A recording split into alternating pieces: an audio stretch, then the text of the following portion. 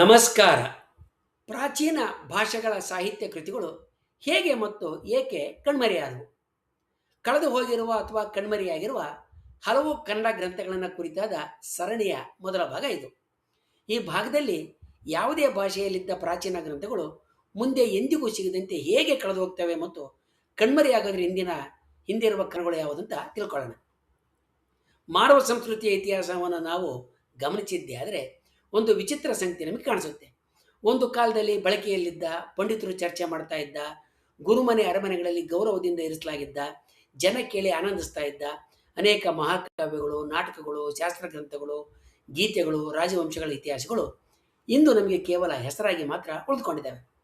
ಕೆಲವು ಕೃತಿಗಳ ಬಗ್ಗೆ ನಮಗೆ ಇತರ ಗ್ರಂಥಗಳ ಉಲ್ಲೇಖಗಳಿಂದ ತಿಳಿದು ಬರ್ತದೆ, ಆದರೆ ಮೂಲ ಗ್ರಂಥ ಸಿಗೋದಿಲ್ಲ. ಕೆಲವು ಭಾಷೆಗಳು ಸಂಪೂರ್ಣವಾಗಿ ನಾಶವಾಗಿ ಹೋಗಿದ್ದಾವೆ. ಅವುಗಳ ಸಾಹಿತ್ಯ ಕೂಡ ಅವುಗಳ ಜೊತೆನೇ ಮಣ್ಣಿನಡಿ ಸೇರಿ ಕಾಣದಂತಾಗಿದೆ. ಹೀಗಾಗಿ ಪ್ರಾಚೀನ ಭಾಷೆಗಳ ಸಾಹಿತ್ಯ ಕೃತಿಗಳು ಹೇಗೆ ಕಣ್ಮರೆಯಾಗ್ತವೆ, ಏಕೆ ಉಳಿಯೋದಿಲ್ಲ? ಈ ಪ್ರಶ್ನೆಗೆ ಉತ್ತರ ಹುಡುಕೋದು ಮಾನವ ಸಂಸ್ಕೃತಿಯ ನೆನಪನ್ನು ಮತ್ತೊಮ್ಮೆ ಕೆಳಕದಂತ ಕೆಲಸ ಆಗುತ್ತೆ. ಏಕೆ ಪ್ರಾಚೀನ ಗ್ರಂಥಗಳು ಕಣ್ಮರೆಯಾಗುತ್ತೆ ಅನ್ನೋದಕ್ಕೆ ಮೊದಲ ಕಾರಣ ಬರಹದ ಮಾಧ್ಯಮಗಳ ನಾಶ. ಭಾರತದಲ್ಲಿ ತಾಳೆ ಓಲೆ, ಬೋರ್ಜೋಪತ್ರ, ಬಟ್ಟೆ, ಚರ್ಮ ಮುಂತಾದವುಗಳ ಮೇಲೆ ಬರೆಯಲಾಗ್ತಿತ್ತು. ಈ ಎಲ್ಲ ಮಾಧ್ಯಮಗಳು ಪ್ರಕೃತಿಯ ಹೊಡೆತಕ್ಕೆ ತಾಳ್ಕೊಳ್ಳಲಾರದಂಥ ದುರ್ಬಲವಾದ ವಸ್ತುಗಳು. ತೇವಾಂಶ, ಮಳೆ, ಬೆಂಕಿ, ಕೀಟಗಳು, ಇಲಿಗಳು, ನುಸಿ, ಹುಳುಗಳು ಇವೆಲ್ಲವೂ ಈ ಗ್ರಂಥವನ್ನು ಬರೆದಂಥ ಮಾಧ್ಯಮದ ಹಗೆಗಳು.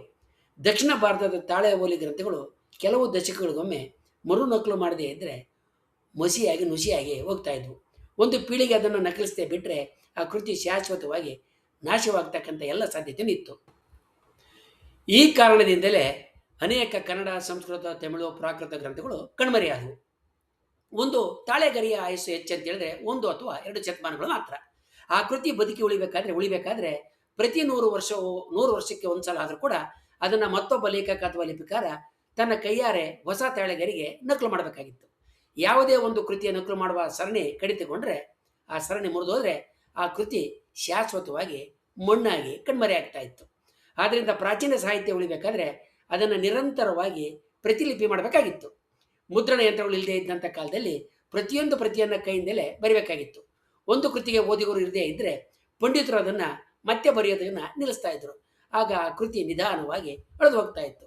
ಉದಾಹರಣೆಗೆ, ಒಂದು ಕಾಲದಲ್ಲಿ ಪ್ರಸಿದ್ಧನಾಗಿದ್ದಂಥ ಕವಿ ಅಥವಾ ತತ್ವಶಾಸ್ತ್ರದ ಶಾಲೆ ನಂತರದ ಯುಗಗಳಲ್ಲಿ ಅಪ್ರಸ್ತುತ ಆಗಿರ್ಬೋದು. ಹೊಸ ಧಾರ್ಮಿಕ ಚಳುವಳಿಗಳು, ಹೊಸ ರಾಜವಂಶಗಳು, ಹೊಸ ಸಾಹಿತ್ಯ ಶೈಲಿಗಳು ಬಂದಾಗ ಹಳೆಯ ಕೃತಿಗಳ ಪ್ರತಿಲಿಪಿ ನಕಲು ಮಾಡ್ತಕ್ಕಂಥ ಆಸಕ್ತಿ ಕಡಿಮೆ ಆಗ್ತಾ ಹೋಗ್ತಾ ಇತ್ತು. ಆಗ ಆ ಕೃತಿಗಳು ನಕಲಾಗದೆ ಶಾಶ್ವತವಾಗಿ ಕಣ್ಮರೆಯಾಗ್ತಾ ಇದ್ವು. ಕೃತಿಗಳು ಕಣ್ಮರೆಯಾಗೋದಕ್ಕೆ ಇನ್ನೊಂದು ಅಂಶ ಅಂತ ಹೇಳಿದ್ರೆ ಯುದ್ಧಗಳು ಮತ್ತು ಆಕ್ರಮಣಗಳು. ಮಾನವನ ಇತಿಹಾಸದಲ್ಲಿ ಯುದ್ಧಗಳು, ಕದನಗಳು ಕೇವಲ ಜನರನ್ನು ಮಾತ್ರ ಅಲ್ಲ, ಜ್ಞಾನವನ್ನು ಕೂಡ ಹೊಂದಿದ್ದಾವೆ. ಗ್ರಂಥಾಲಯಗಳು ಸುಟ್ಟೋಗಿದ್ದಾವೆ. ದೇವಾಲಯಗಳು, ಮಠಗಳು, ವಿದ್ಯಾಕೇಂದ್ರಗಳು ಧ್ವಂಸಗೊಂಡಿದ್ದಾವೆ. ಅವುಗಳಲ್ಲಿದ್ದಂಥ ಸಾವಿರಾರು ಹಸ್ತಪ್ರತಿಗಳು ಬೆಂಕಿಗೆ ಬಲಿಯಾಗಿದ್ದಾವೆ, ಆಹುತಿಯಾಗಿದ್ದಾವೆ. ಪ್ರಾಚೀನ ಭಾರತದ ಮಹಾವಿದ್ಯಾಕೇಂದ್ರಗಳಾದಂಥ ನಳಂದ ಮಹಾವಿಹಾರ, ವಿಕ್ರಮಶಿಲ ಮಹಾವಿಹಾರಗಳ ನಾಶ ಜ್ಞಾನ ನಷ್ಟಕ್ಕೆ ಒಂದು ದೊಡ್ಡ ಉದಾಹರಣೆ ಅಂತ ಹೇಳಲಾಗ್ತಾ ಇದೆ. ಅನೇಕ ಬೌದ್ಧ ಗ್ರಂಥಗಳಲ್ಲಿ ಶಾಶ್ವತವಾಗಿ ಕಣ್ಮರೆಯಾದವು. ಅದೇ ರೀತಿ ಜಗತ್ತಿನ ಇತಿಹಾಸದಲ್ಲಿ ಅಲೆಕ್ಸಾಂಡ್ರಿಯಾ ಗ್ರಂಥಾಲಯದ ನಾಶ ಮಾನವ ಸಂಸ್ಕೃತಿಗೆ ಭಾರಿ ಹೊಡೆತ ಅಂತ ಪರಿಗಣಿಸಲಾಗ್ತಾ ಇದೆ. ಸಾವಿರಾರು ಪೆಪರೈಸ್ ಗ್ರಂಥಗಳು ಅಲ್ಲಿ ನಾಶವಾದವು, ಬೆಂಕಿಗೆ ಹಾಳಾದವು ಅಂತೇಳಿ, ಮತ್ತು ದಾಳಿಗೆ ತುತ್ತಾದವು ಅಂತೇಳಿ ಹೇಳಲಾಗ್ತಾ ಇದೆ. ಮೂರನೇದಾಗಿ ಗ್ರಂಥಗಳು ಕಣ್ಮರೆಯಾಗೋದಕ್ಕೆ ಕಾರಣ ಭಾಷೆಗಳ ಬದಲಾವಣೆ ಮತ್ತು ಅಳಿವು. ಭಾಷೆಗಳು ಕಾಲಕ್ಕೆ ತಕ್ಕಂತೆ ಬದಲಾಗ್ತವೆ. ಪ್ರಾಚೀನ ಭಾಷೆಗಳ ರೂಪ, ಉದಾಹರಣೆಗೆ ಪೂರ್ವದ ಹಳೆಗನ್ನಡ, ವೈದಿಕ ಸಂಸ್ಕೃತ ಅಥವಾ ಪ್ರಾಕೃತ, ಕಾಲಾನಂತರ ಜನರಿಗೆ ಮತ್ತು ವಿದ್ವಾಂಸರಿಗೆ ಅರ್ಥ ಆಗದೇ ಇರುವಷ್ಟು ಕಠಿಣ ಆಗ್ತವೆ. ಲಿಪಿಗಳು ಸಹ ಶತಮಾನಗಳಿಂದ ರೂಪಾಂತರ ಹೊಂದುತ್ತಾ ಹೋಗ್ತವೆ. ಬ್ರಾಹ್ಮಿ ಲಿಪಿಯಿಂದ ಕದಂಬ ಲಿಪಿ, ನಂತರ ಹಳೆಗನ್ನಡ ಲಿಪಿ ಬದಲಾಗ್ತಾ ಹೋದಂತೆ ಹಳೆಯ ಲಿಪಿಯಲ್ಲಿದ್ದಂಥ ಗ್ರಂಥಗಳನ್ನು ಓದುವವರ ಸಂಖ್ಯೆ ಇಳಿದೋಗುತ್ತೆ. ಓದುಗರಿಲ್ಲದ ಗ್ರಂಥಗಳು ಸಹಜವಾಗಿ ಕಾಲಕ್ರಮೇಣ ಮೂಲೆ ಸೇರ್ತವೆ, ನಕಲಾಗೋದಿಲ್ಲ, ಹಾಗೆ ಕಣ್ಮರೆಯಾಗ್ತವೆ. ಭಾಷೆ ಬದುಕಿದ್ರೆ ಸಾಹಿತ್ಯನೂ ಬದುಕುತ್ತೆ, ಭಾಷೆ ಸತ್ತರೆ ಸಾಹಿತ್ಯ ಅನಾಥ ಆಗುತ್ತೆ. ಅನೇಕ ಪ್ರಾಚೀನ ಭಾಷೆಗಳು ಕಾಲಕ್ರಮೇಣ ಬಳಕೆಯಿಂದ ಹೊರಬಿದ್ದು ಜನ ಹೊಸ ಭಾಷೆಗಳನ್ನ ಅಳವಡಿಸ್ಕೊಂಡ್ರು. ಹಳೆಯ ಭಾಷೆಯನ್ನು ಓದುವವರು ಇಲ್ಲದಾದಾಗ ಅದರ ಸಾಹಿತ್ಯ ಕೂಡ ಮೌನ ಆಗುತ್ತೆ, ಕೊನೆಗೊಸಿರೆಳೆಯುತ್ತೆ. ಉದಾಹರಣೆ, ಮೆಸೊಪೊಟೇಮಿಯಾದ ಕ್ಯೂನಿಫಾರ್ಮ್ ಲಿಪಿ ಅಂದರೆ ಮನುಷ್ಯ ಲಿಪಿಯ ಭಾಷೆಗಳು ಸಾವಿರಾರು ವರ್ಷಗಳ ಕಾಲ ಮರೆತೋಗಿದ್ವು. ನಂತರ ಪುರಾತತ್ವಜ್ಞರು ಮಣ್ಣಿನ ಪಿಲ್ಲೆಗಳನ್ನು ಕಂಡುಹಿಡಿದು ಅವುಗಳನ್ನು ಓದಕ್ಕೆ ಕಲಿತಾಗ ಮಾತ್ರ ಆ ಸಾಹಿತ್ಯ ಮತ್ತೆ ಬೆಳಕಿಗೆ ಬಂತು. ಕೆಲವು ಭಾಷೆಗಳ ಗ್ರಂಥಗಳು ಇನ್ನೂ ನಮ್ಮ ಮುಂದೆ ಇದ್ದರೂ ಕೂಡ ಅದನ್ನು ಓದಬಲ್ಲವರ ಕೊರತೆ ಇರೋದ್ರಿಂದ ಅವು ಇಂದಿಗೂ ಕೂಡ ಮೌನ ಗ್ರಂಥಗಳೇ ಆಗಿದ್ದಾವೆ. ಕೃತಿಗಳು ಕಣ್ಮರೆಯಾಗೋದಕ್ಕೆ ಇನ್ನೊಂದು ಕಾರಣ ಅಂತ ಹೇಳಿದ್ರೆ ಧಾರ್ಮಿಕ ಮತ್ತು ರಾಜಕೀಯ ಬದಲಾವಣೆಗಳು. ಪ್ರಾಚೀನ ಕಾಲದಲ್ಲಿ ಸಾಹಿತ್ಯದ ಉಳಿವು ಹೆಚ್ಚಾಗಿ ರಾಜರ ಮತ್ತು ಧಾರ್ಮಿಕ ಸಂಸ್ಥೆಗಳು ಅಂದರೆ ಮಠಗಳು, ವಿಹಾರಗಳು, ಆಶ್ರಮಗಳನ್ನು ಅವಲಂಬಿಸಿತ್ತು. ಒಂದು ಕಾಲದಲ್ಲಿ ಗೌರವಿಸಲ್ಪಟ್ಟಂಥ ಕೃತಿಗಳು ಮತ್ತೊಂದು ಕಾಲದಲ್ಲಿ ವಿರೋಧಕ್ಕೆ ಗುರಿಯಾಗ ಸಂಭವವೂ ಇತ್ತು. ಹೊಸ ಧರ್ಮಗಳು ಅಥವಾ ಹೊಸ ರಾಜಕೀಯ ವ್ಯವಸ್ಥೆಗಳು ಹಳೆಯ ಗ್ರಂಥಗಳನ್ನು ಅನಗತ್ಯ ಅಂತ ಕಾಣ್ತಾ ಇದ್ವು. ಕೆಲವೊಮ್ಮೆ ಉದ್ದೇಶಪೂರ್ವಕವಾಗಿ ಗ್ರಂಥಗಳನ್ನ ನಾಶ ಮಾಡಲಾಗ್ತಾ ಇತ್ತು. ಕೆಲವು ಗ್ರಂಥಗಳನ್ನ ಅಪಾಯಕಾರಿ ಅಥವಾ ವಿರೋಧಿ ತತ್ವಗಳಂತ ಪರಿಗಣಿಸಿ ಅವುಗಳನ್ನ ನಿಷೇಧ ಮಾಡಲಾಗ್ತಾ ಇತ್ತು. ಇಂತಹ ಬದಲಾವಣೆಗಳಿಂದ ಅನೇಕ ಪಂಥಗಳ ಸಾಹಿತ್ಯಗಳು ನಾಶವಾಗಿ ಹೋಗಿದ್ದಾವೆ. ಆದ್ದರಿಂದ ಇವತ್ತು ಭಾರತದಲ್ಲಿ ಲೋಕಾಯತವನ್ನ ತಿಳಿಸ್ತಕ್ಕಂಥ ಯಾವ ಮೂಲ ಗ್ರಂಥವೂ ಕೂಡ ಉಳ್ಕೊಂಡಿಲ್ಲ. ಇಂತಹ ಕೃತಿಗಳ ಬಗ್ಗೆ ನಮಗೆ ವಿರೋಧಿಗಳ ಬರಹಗಳಿಂದ ಮಾತ್ರ ಮಾಹಿತಿ ದೊರೆಯುತ್ತೆ. ರಾಜವಂಶಗಳು ಬದಲಾದಾಗ ಅಥವಾ ಹೊಸ ಧಾರ್ಮಿಕ ಚಳುವಳಿಗಳು ಗಮನಿಸಿದಾಗ ಹಳೆಯ ಸಾಹಿತ್ಯ ಕಡೆಗಣಿಸಲ್ಪಡ್ತದೆ. ಉದಾಹರಣೆಗಳಾದರೆ ಕಠಿಣವಾದ ಶಾಸ್ತ್ರ ಗ್ರಂಥಗಳು ಅಥವಾ ಲೌಕಿಕ ಕಾವ್ಯಗಳಿಂದ ಜನಸಾಮಾನ್ಯರು ತಲುಪುವ ಭಕ್ತಿ ಸಾಹಿತ್ಯ ಪ್ರಬಲ ಆದಾಗ ಹಳೆಯ ಸಂಕೀರ್ಣ ಕಾವ್ಯಗಳನ್ನ ನಕಲು ಮಾಡತಕ್ಕಂಥ ಆಸಕ್ತಿ ರಾಜಸ್ಥಾನಗಳಲ್ಲಿ ಮತ್ತು ಮಠಗಳಲ್ಲಿ ಕಡಿಮೆ ಆಗ್ತಾ ಹೋಯಿತು. ಈ ಕಾರಣದಿಂದ ಹಲವಾರು ಗ್ರಂಥಗಳು ಶಾಶ್ವತವಾಗಿ ಕಣ್ಮರೆಯಾದವು. ಇನ್ನೊಂದು ಕಾರಣ ಅಂತ ಹೇಳಿದ್ರೆ ನೈಸರ್ಗಿಕ ವಿಕೋಪಗಳು, ಪ್ರವಾಹ, ಭೂಕಂಪ, ಅಗ್ನಿಪರ್ವತ ಸ್ಫೋಟ, ಬೆಂಕಿ ಇವೆಲ್ಲವೂ ಸಾಹಿತ್ಯ ನಾಶಕ್ಕೆ ಹಲವಾರು ತಮ್ಮದೇ ಆದಂಥ ಕೊಡುಗೆಯನ್ನು ಕೊಟ್ಟಿದ್ದಾವೆ. ಒಂದು ಮಠದಲ್ಲಿ ಅಥವಾ ಅರಮನೆಯ ಗ್ರಂಥಾಲಯದಲ್ಲಿ ಸಂಗ್ರಹ ಮಾಡಿಟ್ಟದಂಥ ಎಲ್ಲ ಹಸ್ತಪ್ರತಿಗಳು ಒಂದೇ ರಾತ್ರಿಯಲ್ಲಿ ಬೆಂಕಿನಲ್ಲಿ ಕರಕಲಾಗಬಹುದು. ನೈಸರ್ಗಿಕ ವಿಕೋಪ ಹೇಗೆ ವೆಸೂವಿಯಸ್ ಅಗ್ನಿಪರ್ವತ ಸಿಡಿದು ಪಾಂಪೆಯಲ್ಲಿದ್ದ ಗ್ರಂಥಾಲಯ ನಾಶ ಆಗಿತ್ತು ಅನ್ನೋದಕ್ಕೆ ಅತ್ಯುತ್ತಮ ಉದಾಹರಣೆ ಅಂತ ನಾವು ಹೇಳ್ಬೋದು. ಸಮುದ್ರ ತೀರದ ಪ್ರದೇಶಗಳಲ್ಲಿ ಉಪ್ಪು ಗಾಳಿ ಮತ್ತು ತೇವಾಂಶ ಹಸ್ತಪ್ರತಿಗಳಿಗೆ ಬಹಳ ಅಪಾಯಕಾರಿ. ಹೀಗಾಗಿ ಅನೇಕ ಸಾಹಿತ್ಯ ಸಂಪತ್ತು ಕಾಲದಲ್ಲಿ ಜೀರ್ಣವಾಗಿ ಮರೆಯಾಗೋಗೈತೆ.